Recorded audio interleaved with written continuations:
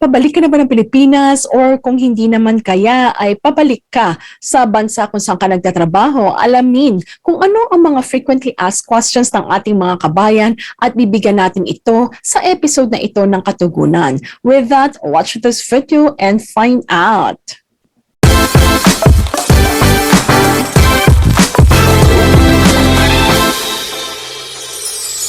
Magandang araw po sa inyong lahat mga kabayan at kaibigan, and welcome to another episode ng Sagot sa Iyong Katanungan, aking mga kabayan. Ako po si Jamey Iris at ito po ang Jamey Iris TALK TV, where we actually talk, discuss, and simply chat about relevant information for your travel, and at the same time, ano bang mga nangyayari, current events in and out of the Philippines.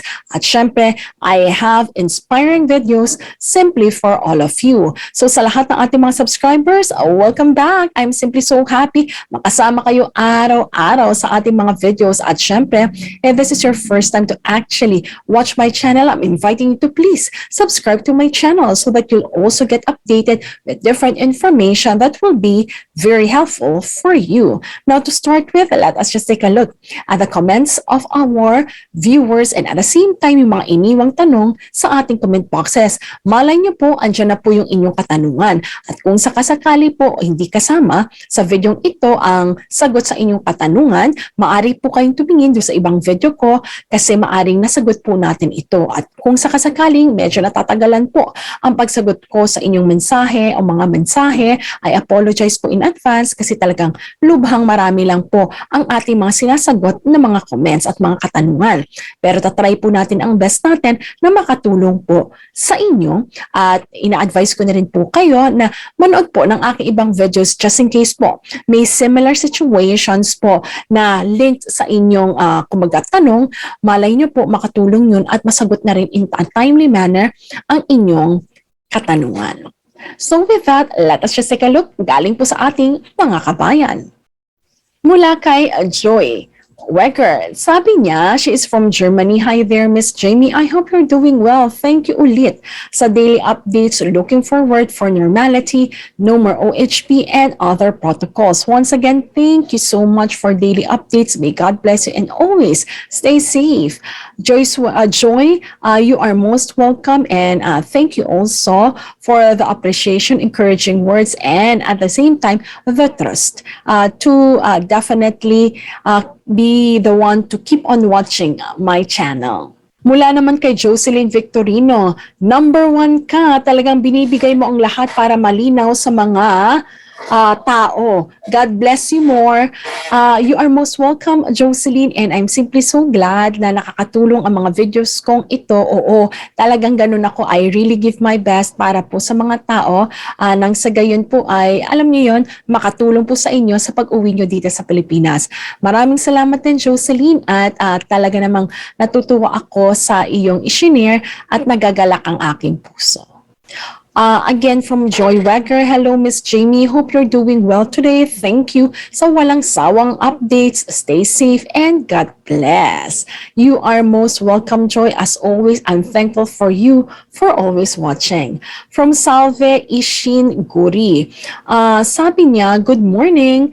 Po, have a good day, stay safe. Thank you po sa lahat ng info. God bless always.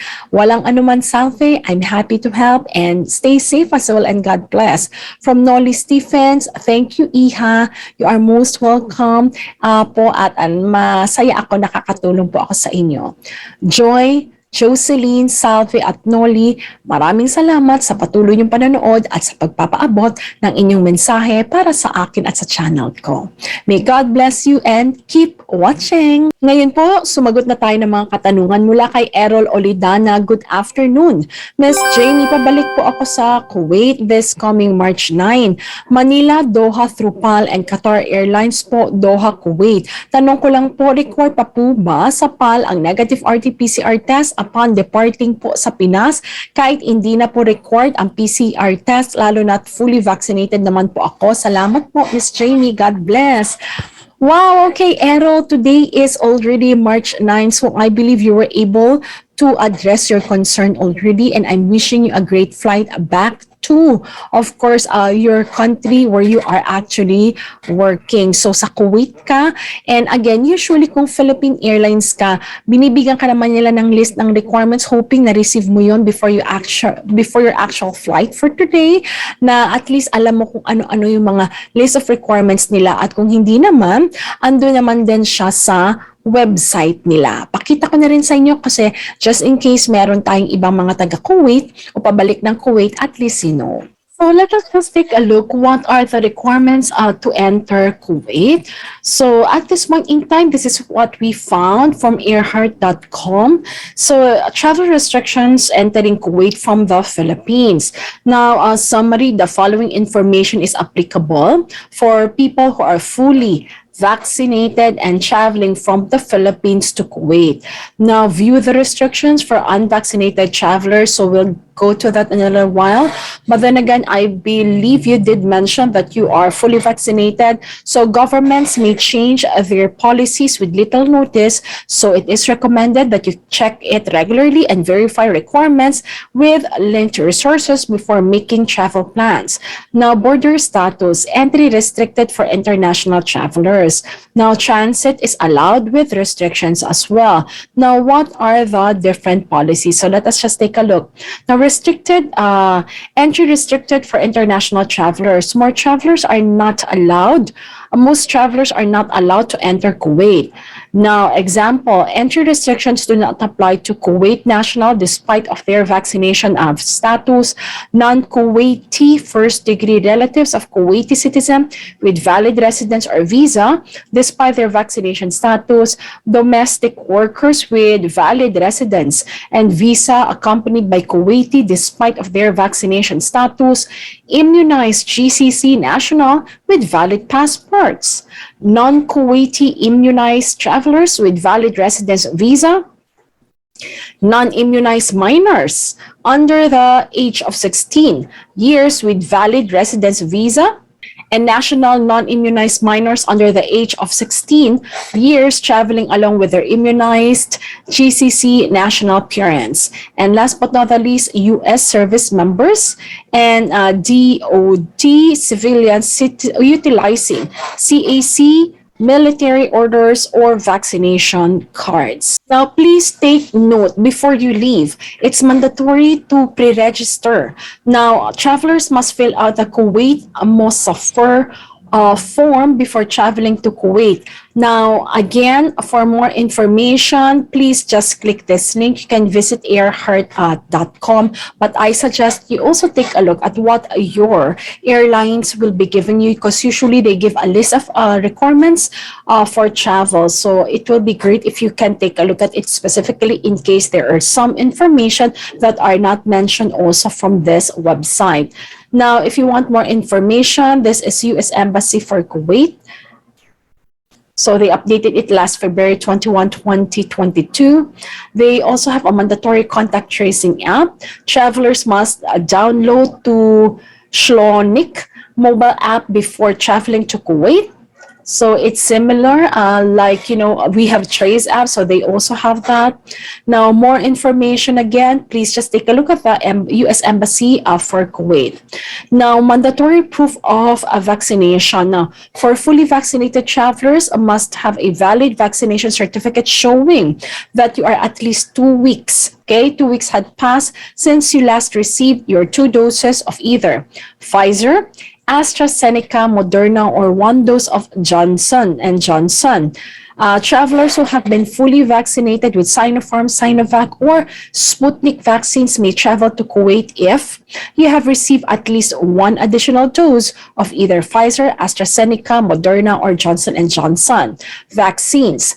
Now, travelers will not be considered fully vaccinated if more than 9 months had passed since their second vaccination and they had not received their 3rd booster dose. Now, this applies to all foreign residents aged 16 years and older.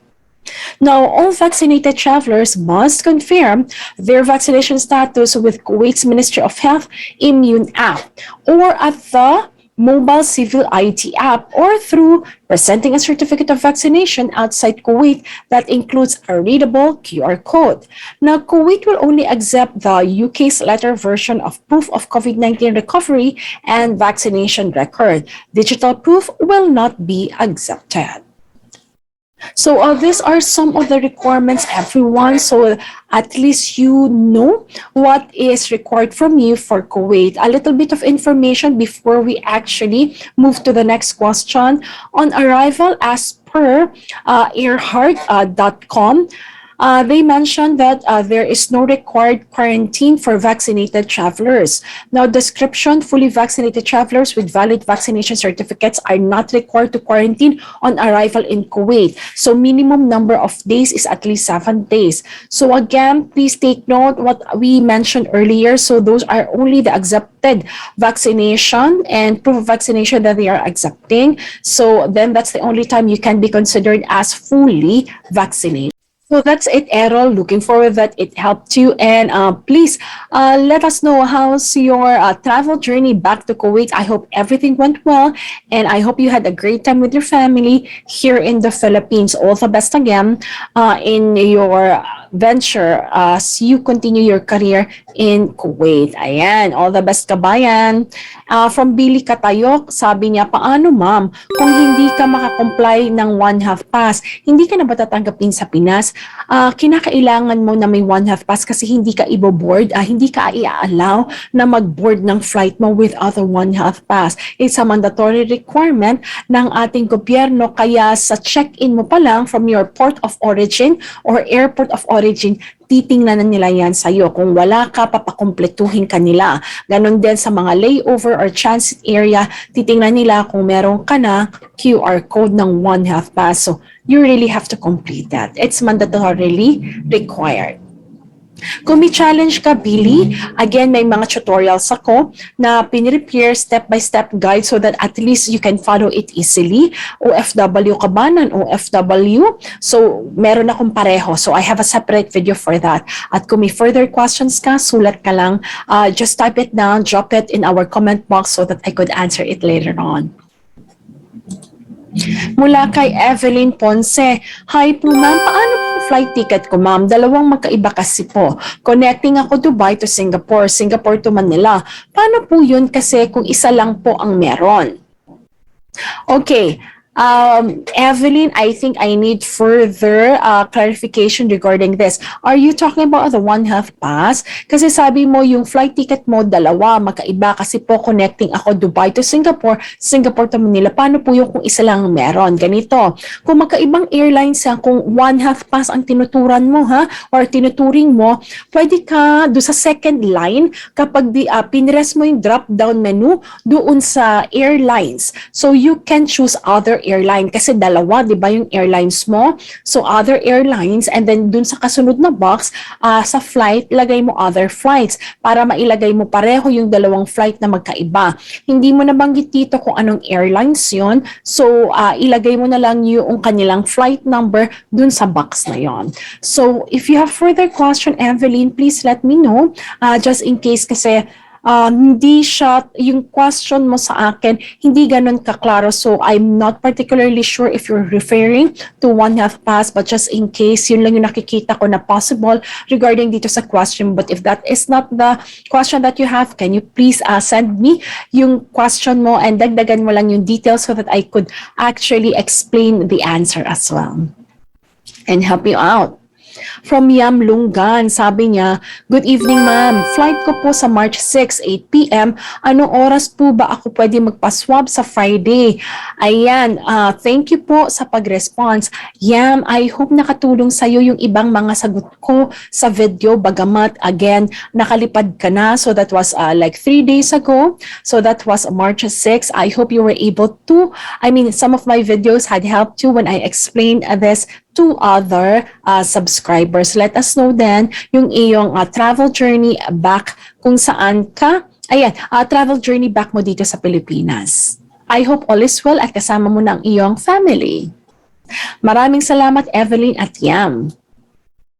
From Badandi QDQ, ma'am, pakisagot po. Pabakasyon po kasi ako ng March 26, 2022 from Riyadh to Manila. Fully vaccinated po ako. Arrival ko po ay March 27 ng hapon po sa Manila. Susunduin po ako ng asawa ko from Bohol. Kinabukasan po ang biyahe namin papuntang Bohol in the morning, March 28, 2022 kasi wala nang biyahe sa gabi po. So magstay muna kami sa hotel on the night of 27. Okay lang po ba yun? Thanks in advance. Okay, I understand what you mean, Badan DQ. And hi, kamusta ka?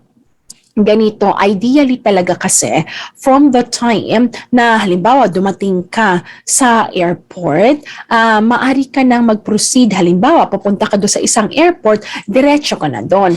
Wala silang nabanggit na at this point in time, kung sakasakali ay maaari ka magpunta outside pa dun sa airport na public place. Like for example, a hotel. Siguro ang maaring mangyari kung may airport hotel doon sa area, kung saan ka bang airport bababa?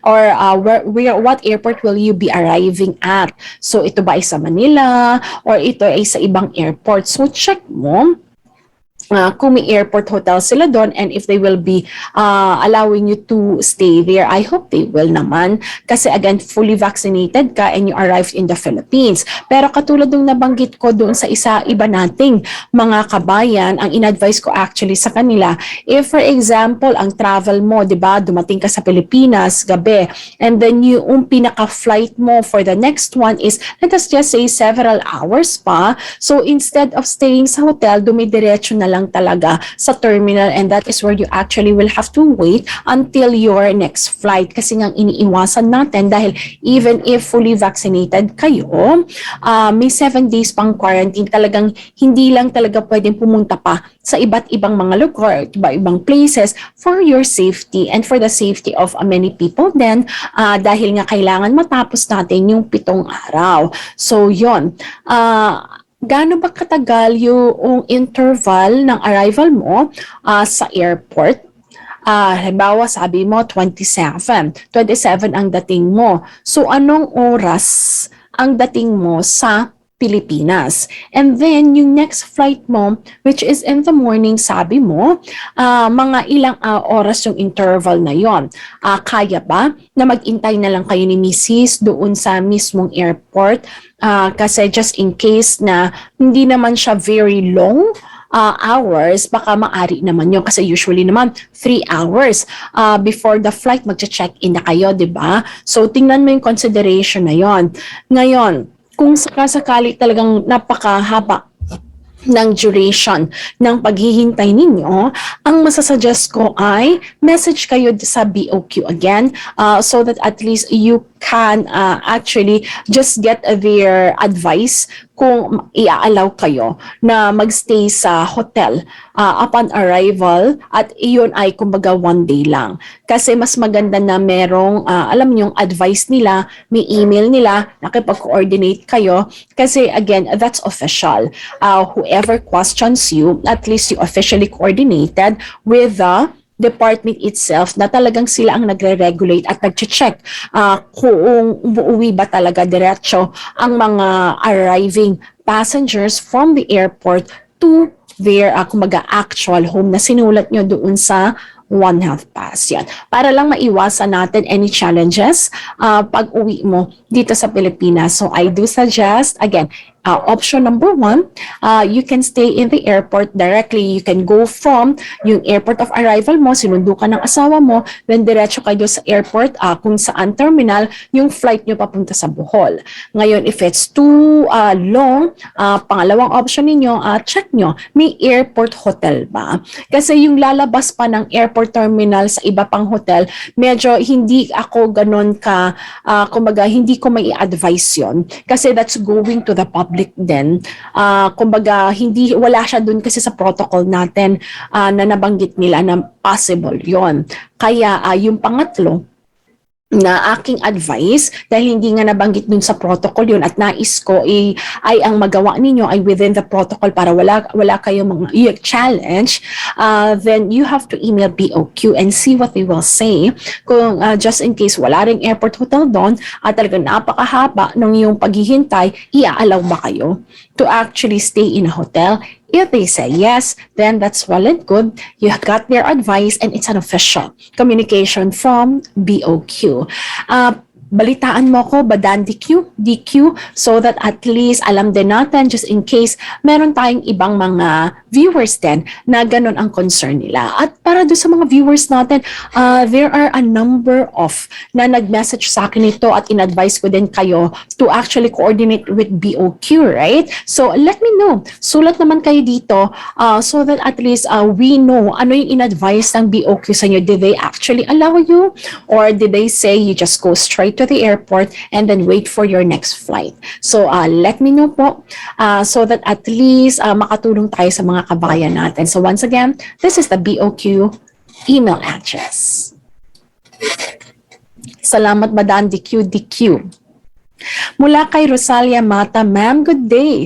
Ask ko lang po ulit, bata ba na 3 years old, need pa nila magpa-RT-PCR test? Kasi uuwi kami dyan sa Pilipinas from Japan. Then di ba kailangan may 1/2 pass din sila? Please ma'am, need to know your answer para makaprepare kami bago umuwi. Thank you and more power.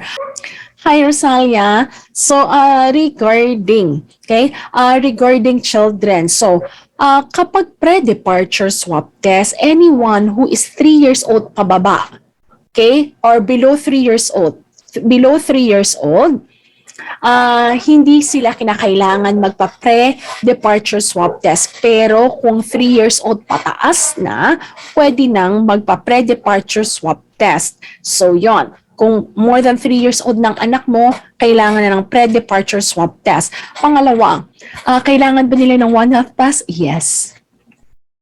You have to register for them para sa 1/2 pass, ganun din sa Trace app, so that at least you will have, kumbaga, dun sa 1/2 pass, tigigisa kayong account para may tigigisa rin na QR code. Pwede mo gamitin ang email address mo, gayon din naman ang iyong phone number.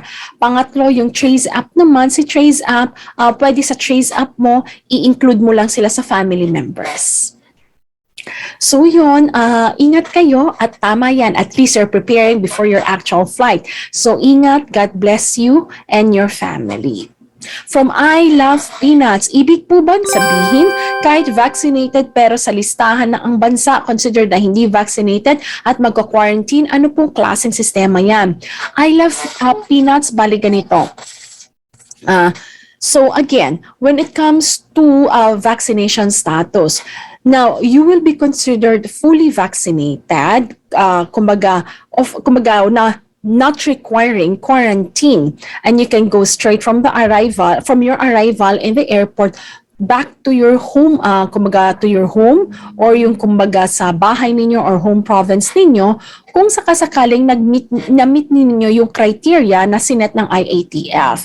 So ano po yung criteria na sinet ng IATF para ma-consider yung vaccination, kumbaga inyong certification at yung brand that you got injected with? So there are 3. Number 1, ito ba, meron ka bang ICV or yung tinatawag natin na WHO, World Health Organization International Certification of Vaccination, or in short yung yellow booklet?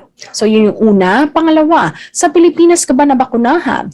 Nakapag-print ka na ba o nakapag-register ka sa VaxCert-PH? If hindi pa, you still can.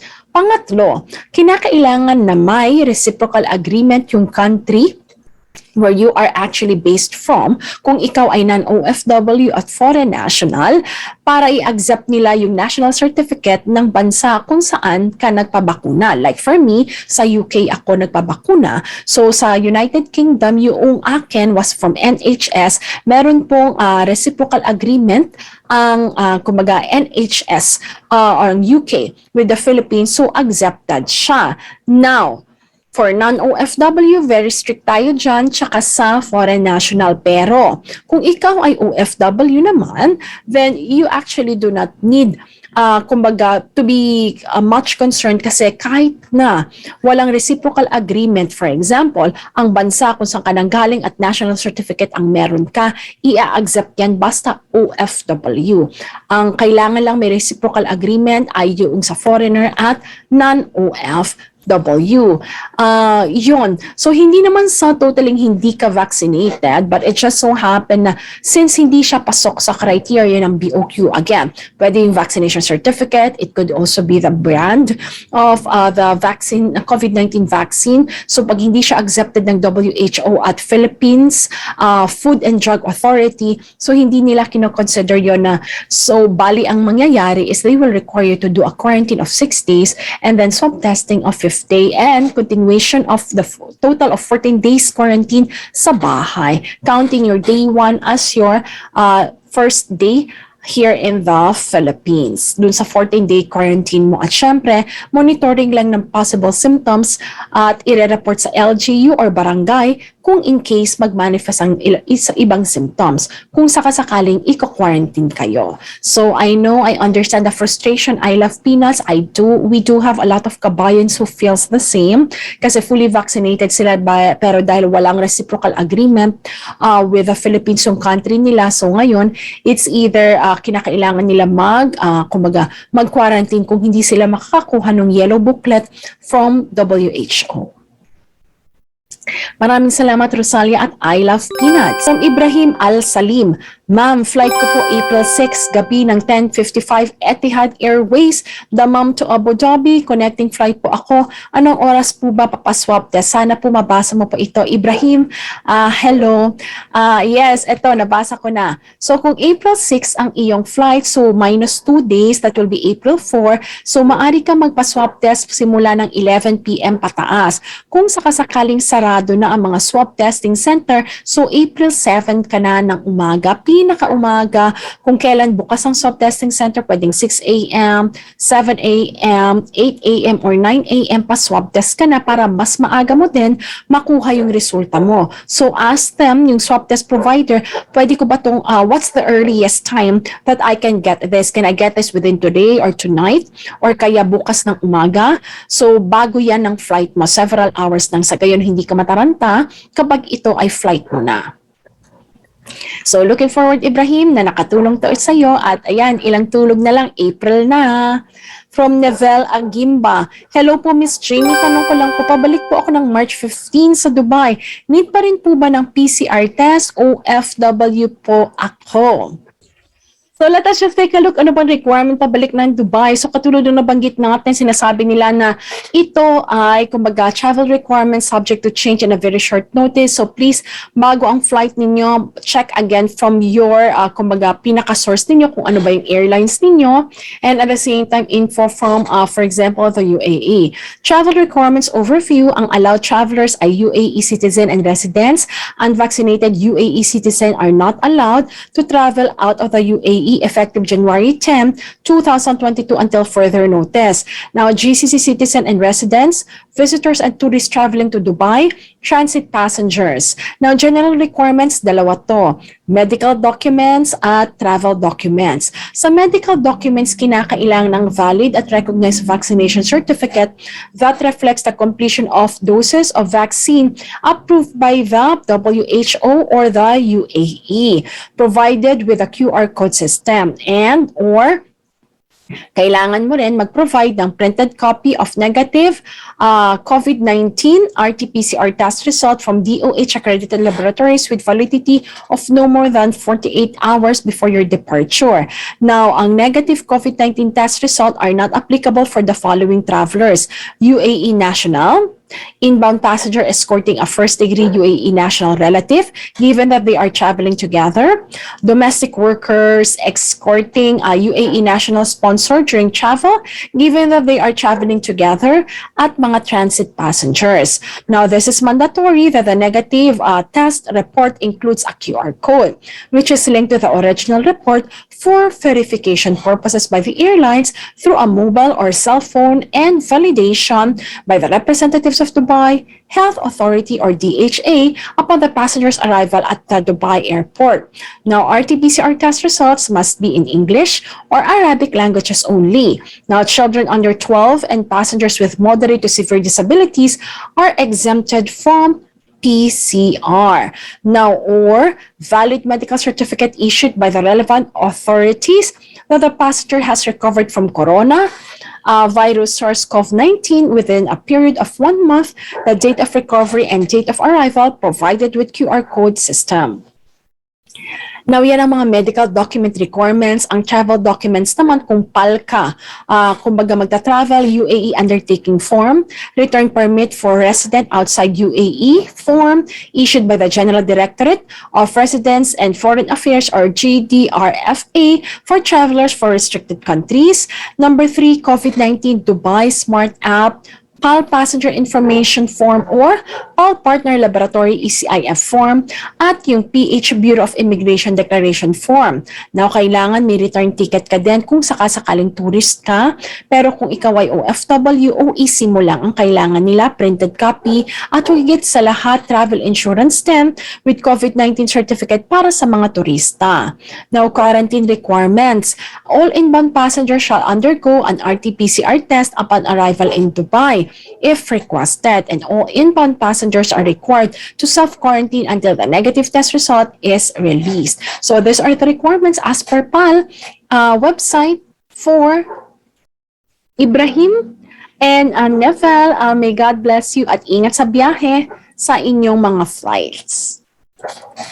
From Rufina Sulayaw, sana po gawin po ninyong normal lahat tulad ng dati. Sobrang hirap na po ako. Walang makuhang trabaho mga anak ko dahil walang ganong nagbubukas. Please naman po para makapag-aral na rin at magamit na po ang mga napag-aralan, nabubulok na po.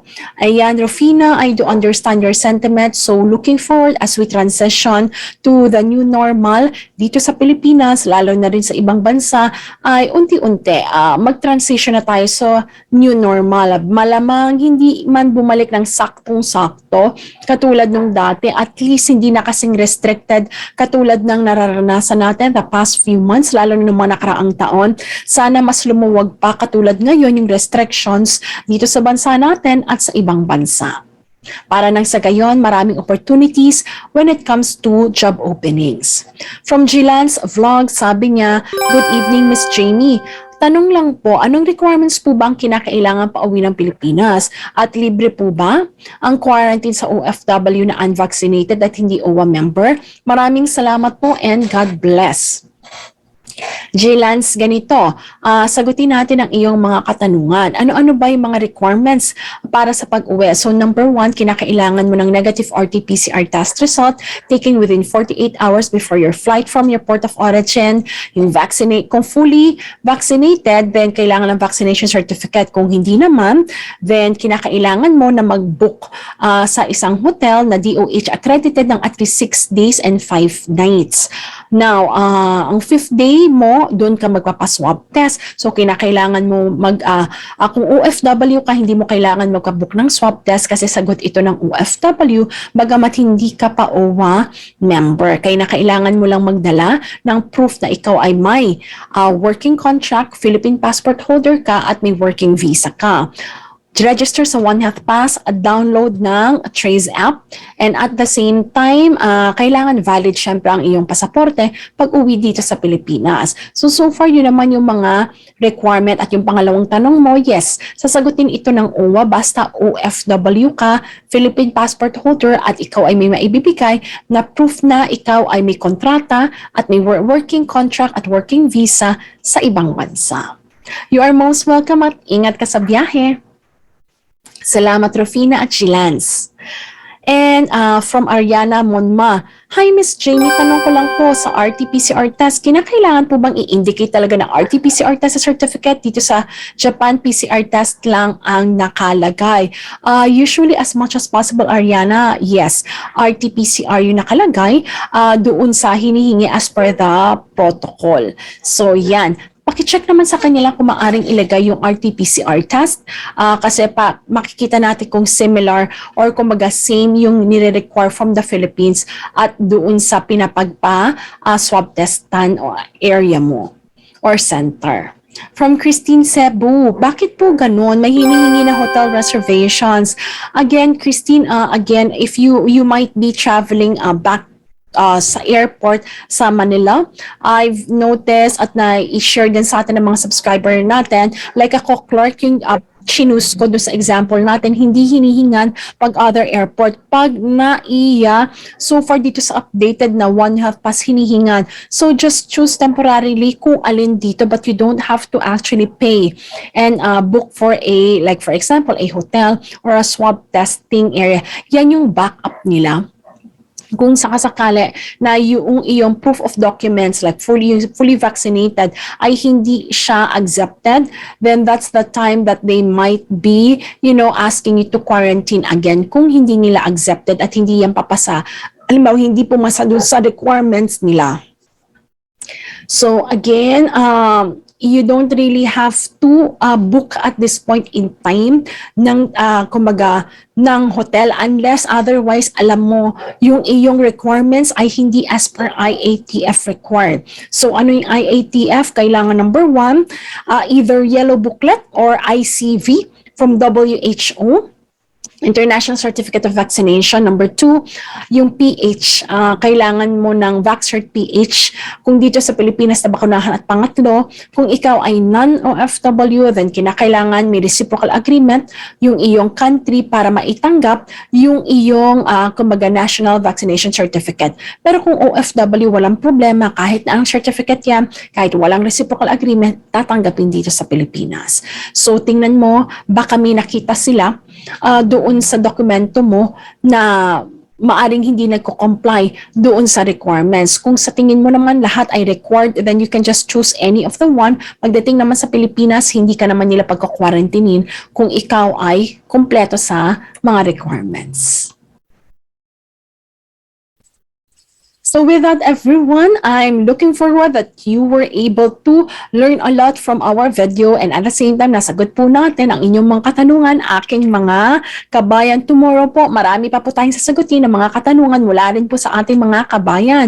Kaya kung may katanungan ka, just leave your message, and then again, sasagutin natin yan the soonest na mabasa po natin. It may take a little bit of time, everyone, kasi napakadami po natin mga kabayan na humihingi ng tulong at katugunan. And then, with that, everyone, if you find this video very helpful and informative, please click like, and I'm inviting you to subscribe to my channel so that you'll always get updated with the latest video information and at the same time mga tutorials. With that, everyone, ito po si Jamey Iris na Jamey Iris TALK TV, kung saan nagdadala po tayo ng mga balita at mga information na makakatulong at kapakipakinabang para po sa inyong lahat saan man po kayo naroon. At laging pagkatatandaan, saan man po kayo dako ng mundo, taas na upo tayo, tayo'y mga Filipino. With that, I'll see you in my next video. Stay safe, stay healthy, and may God bless you all.